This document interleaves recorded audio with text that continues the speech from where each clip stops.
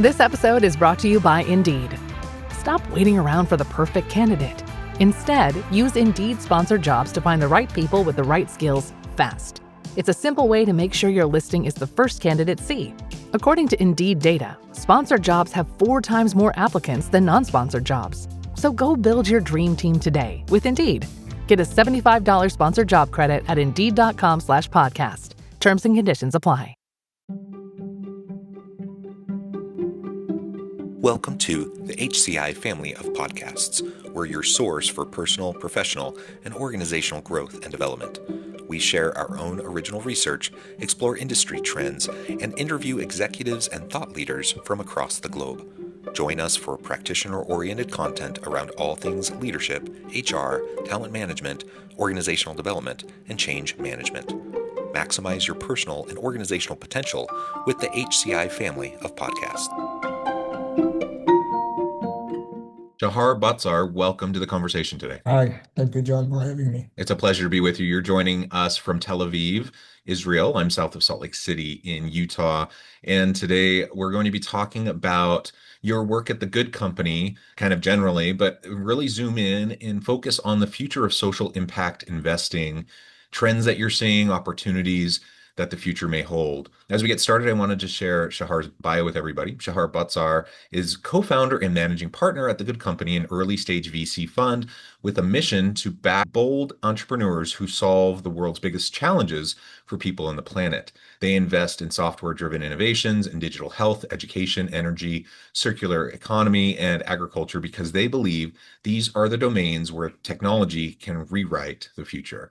There's a whole lot more I could say about you and your background, Thanks. the Good Company, but I'm going to pause there. Anything you would like to highlight before we dive on into the broader conversation? And you summarized it quite well. I've been doing it for 11 years already in the VC industry, backing founders who tackle those areas. And we can discuss why I chose to do it or what do I see, what do I see happening in these domains, but lead the way. And let's start there. I would love to start by learning more about how you got to where you're at and why the Good Company, why is this kind of your mission? And then we can dig into, more about social impact investing to set the stage there and then explore more about trends and opportunities. Sure. So maybe I'll speak briefly about my journey. My career started in a way quite early at the age of 13. It's not like I chose it, but I'm sitting on a wheelchair. I have a disability. And I was always using a wheelchair and needed accessibility. And sadly, in Israel, in the early 90s, accessibility in the education system wasn't an obvious thing. And I found myself appealing to the Supreme Court in Israel, asking for my rights, for more equal rights. And there's a legal precedent on my name. It was a long journey. It took 4 years. But the rights for people with disabilities in Israel for equal rights is based on that case. So in a way, I think that the fact that I define myself as a change maker started there. I didn't plan to do a change in the country. I just wanted to study with my friends and to be independent. But at the end of the day, that's what happened, and many kids with disabilities enter the regular system, and that was the first time that I encounter a massive problem. And instead of accepting it, that it is what it is, my parents taught me that you can fix problems. So I did that. Then I finished my studies. I volunteered to the army, like every other person here in Israel, one of the first people with disabilities in Israel, the army in computers, for 2.5 years. Then I studied accounting and economics in Tel Aviv University. I was elected as the chairman of the student union. And then for 10 years, I did a few micro careers. I couldn't decide between the, nonprofit social organizations and businesses, because I felt that my passion is in change making, but I felt like my talent is more in business. So I was a CEO of a big nonprofit in Israel. Then I moved to the business sector. I ran a private company that I sold. And then I was a chairman of a public traded company in Tel Aviv stock market. And the two last things that I said were strictly business. So no passion, no purpose, only like making money. Hmm. Hmm. And then in 2014, I was lucky to meet the Cheshire family, Yoel Cheshire. He was my previous partner in 2B group. It's a single LP fund of one of the wealthiest families in Israel, and they were very active investing in Israeli technologies. And Yoel, the person who hired me, decided he wanted to start a impact VC. Mm. And he was looking for someone that have background both in the social sector and the business sector. Hmm. So I joined him. We started my previous fund that I managed between 2014 to 2020, called To Be Community. It was one of the first impact VCs in Israel. Did that for 6 years. Basically, all my background in VC is early stage, pre-seed and seed, working with founders from 0 to 1. And after doing it for 6 years with him, a few things happened. One is that my perspective about impact really changed, and we can maybe discuss it more, but I can say in a headline, I don't think it's a profession, impact investing. I think it's more of a mindset. And I decided where do I want to invest my time, which is like early stage VC, and focus on the domains. So focus on specific areas like what you said, education, digital health, agriculture, energy, and supply chain. That's where I feel the opportunity in Israel, like Israeli founders. That's where we have knowledge and the ability to lead companies that can actually help the future of humanity on this planet. And also that's where I feel there's alignment between the business KPIs and the impact KPIs. And that's what I'm looking for. I'm looking for good companies looking to invest in places where it's not double bottom line, it's a single bottom line. The product itself solves a major issue for humanity, and then we only need to measure sales. We don't need to have separate KPIs for the impact. And in 2020, I started with my partner, Ido, who came from the mainstream VC industry and is a technology guy originally. We started Good Company, and now we're investing already from Fund 2. Maybe we can discuss also companies and some exciting stuff that we've done. Well, that's excellent. Thank you so much for that background, and it's inspiring. When you said you kind of begin to discover your capacity as a change maker, that kind of sends shivers up my spine. Like I love hearing that. I love it when people kind of, it's not necessarily something a lot of people, think about as a kid, or think when I'm going to change, the disability landscape in Israel, or I'm going to, change the world via impact investing or whatever. It's also, it speaks to the power that each of us does have to influence and to make a difference. And sometimes more or less, not everyone's going to, have a case go to the Supreme Court that's going to, change disability rights for a whole country, but it does speak to just the broader notion that we all can be change agents and we all can drive change. And I love that your parents Definitely, were you just supportive. need to, I love that your yeah, parents were so supportive of that and encouraged it. yeah, you just need to be resilient enough because in every change that you do, I just gave a lecture today to young doctors who's starting their journey, and they have like here in Israel some kind of a leadership and entrepreneurship program. And at the end of the day, I told them that the number one thing we're looking in founders investing in pre-seed is resiliency. So we need them to be very mission driven. We need to see that they understand the specific problem they want to solve, and they have very deep connection to solving this problem. And we are looking for teams that will be able to navigate in rough waters. Because every overnight success that you read in the newspaper, it was actually many, many days and nights that it looked like it's not going to happen. But I definitely believe in the ability of people to make a change. There's a very nice African sentence that I like. I'm not sure I quote it properly, but it says, if you think that a small creature cannot make a big impact, you definitely haven't slept in a tent with a mosquito. I love it. Yeah, absolutely. We all can make an impact. Yeah, That's inspiring, and just hearing your journey, through your upbringing, military education, early career to where you're at now. It also, I think, shows that we need all types from all backgrounds in the social impact space, trying to drive change for the world. There's no one size fits all, and you could have gone the nonprofit route.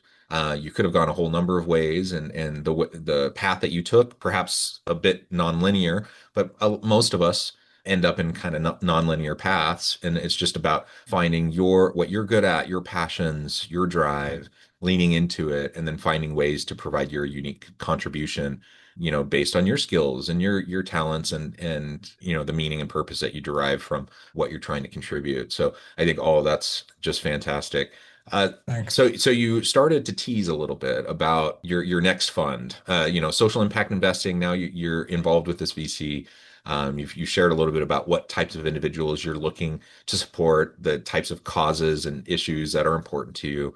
Tell us a little bit more about this next fund. So Good Company, we started in 2020, founded it, Ido and me. And the idea behind Good Company is the intersection between me, that I came from like an orthodox impact fund that had like, metrics for the impact and asked for every company to be a B Corp, and we were very religious about the way we did impact.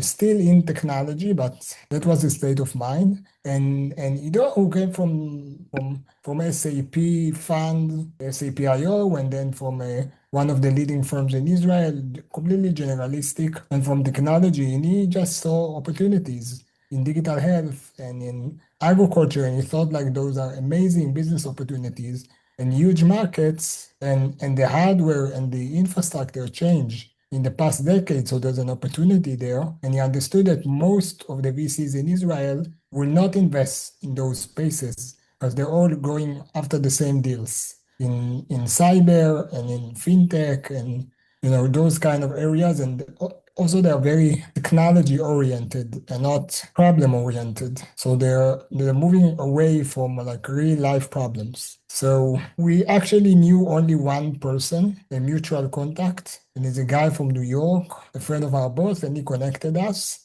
And he though came to meet me because he wanted to learn what is impact investing. But I just came like 2 weeks after Hmm.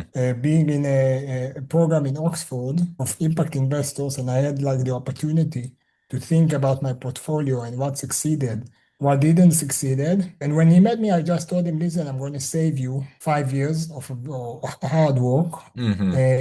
It's not a profession. It sounds like what you do is like you are a very good early stage investor. He told me about stuff that he invested in. If you really want to create impact, just pick the domains that you want to specialize in. It can be agriculture, it can be digital health. Become the best investor that you can be in those spaces. Create relevant partnerships with corporates, relationship with later stage VCs. So founders will know that you are able to help them, and then you will get good deals. Because the product that we are providing as a VC, as a venture capital, is one, access to deal flow. So I Hmm. need to convince you that I can get to deals that you cannot get by yourself. And two, after I am able to invest there, because those founders want me in, they want me on the board. I'm also able to help them, and then I can create more value because the company succeeds and becomes more bigger and profitable and scale. So in what I learned by doing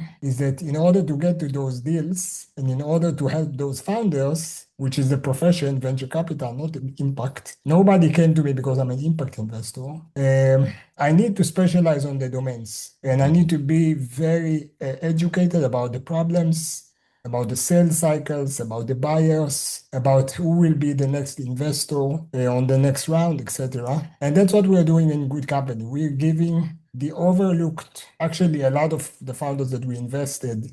We did 17 investments so far. Most of them are second timers. So there's a very big movement in Israel of second timers, successful entrepreneurs that decided that they want their next venture to be in energy or in agriculture, and we are the home for them. We will be their first check, and we will help them later on to bring checks from Bessemer, Lightspeed, Owl Ventures, etc. Yeah, well, that's really cool. And one thing I'm hearing crystal clear from you is that first and foremost, you have to have expertise, you have to have domain experience.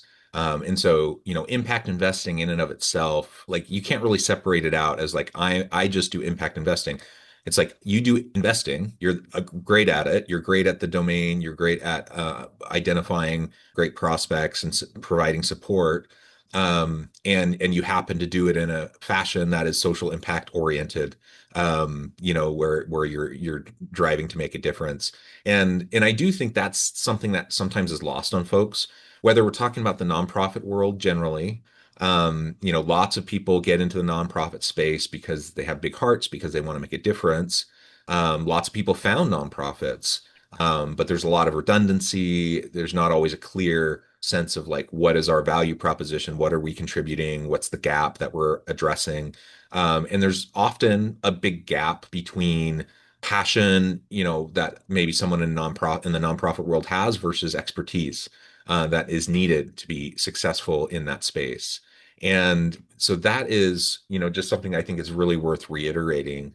I don't want to deter anyone, with passion, with me, seeking meaning and purpose, someone with a big heart who wants to make a difference. I don't want to deter anyone from getting into this space, but just know that that isn't enough. Like you really do have to have expertise. You really Yeah, do I think have, there is a big difference between, and both of them are fine. We just need to identify. There is philanthropy, yeah, and there will always be need for philanthropy projects and nonprofits.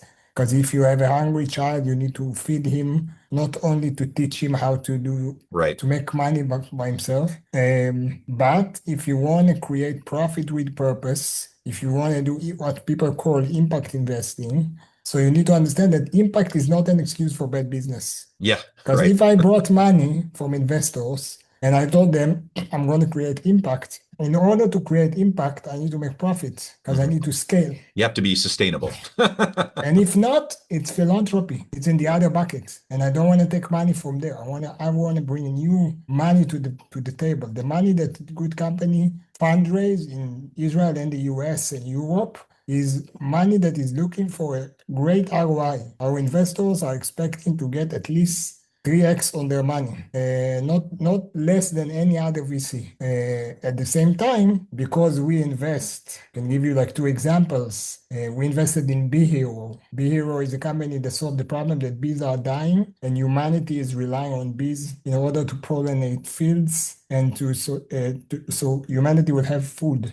Our food system is relying on bees. So what they do, they use the IoT devices and AI in order to understand what's going on in each beehive at each point of time and also give recommendation. And they sell pollination as a service using their technology. So Bee business model is to save bees. That's their business model. They have no way. Today, they're already the biggest pollination provider in the US. And they're selling like 100 million a year. So this company have no chance for mission drift. What mission drift is something that happens in impact investing. That Yeah. you invest in something that you think will be X, but at the end of the day, it became something else. So because the essence of the company is to save bees, and by that, creating value, business value. Or we invested in a company called Healthy, also based in New York. That what they do is they help American people to understand, employees to understand their medical insurance. So you can enter their platform, right? I have a back pain. What am I covered for? And it will take you the whole journey and also will offer you other proactive health rights that you have in your insurance in order to keep you healthy. And their KPI is to make sure that people are using their medical insurance in order to stay healthy and have less sick days at work. So those are the kind of stuff that we're looking for. Like I said, that has a single bottom line. Yeah.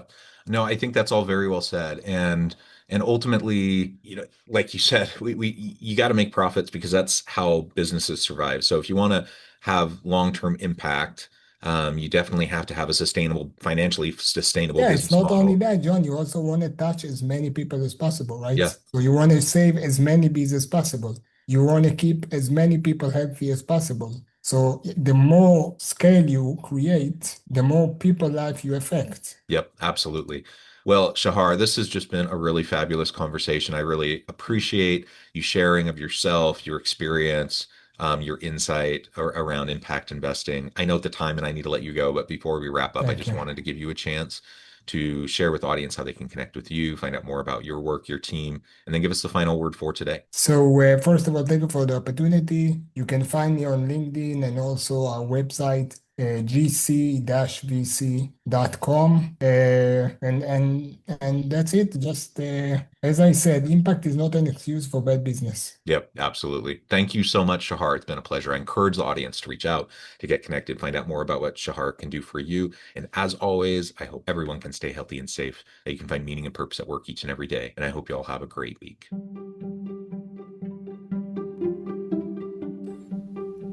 Thanks for joining us for this episode of the podcast. We hope you stay healthy and safe, and please join us again soon. It's tax season, and at LifeLock, we know you're tired of numbers. But here's a big one you need to hear. Billions. That's the amount of money in refunds the IRS has flagged for possible identity fraud. Now here's another big number. 100 million. That's how many data points LifeLock monitors every second. If your identity is stolen, we'll fix it guaranteed.